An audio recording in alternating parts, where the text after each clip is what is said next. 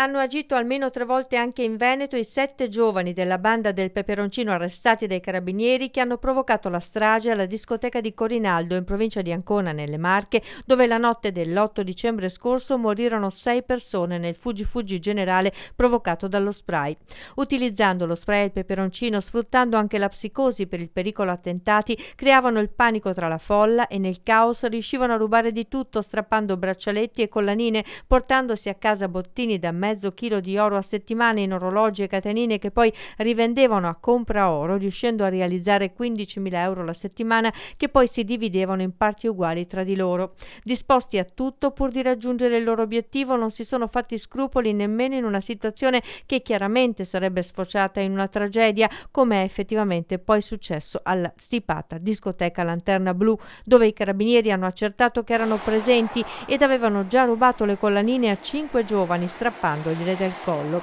Le indagini dei carabinieri però sono andate anche oltre, ricostruendo i movimenti della banda, che è accusata di 11 colpi, uno dei quali a Verona nella notte tra il 9 e il 10 marzo scorso alla discoteca Dorian Gray. Altri 2 furti sarebbero stati commessi nel tardo pomeriggio del 2 giugno scorso alla discoteca Parco Europa di Padova. I giovani arrestati sono tutti residenti nel Modenese. Si tratta di 2 diciannovenni di San Prospero, un 21enne di origini marocchine ed uno di 20 anni residente a Bonporto, un 22enne nato a Tunisi residente a Castelnuovo Rangone e un 19enne residente a San Cesario sul Panaro.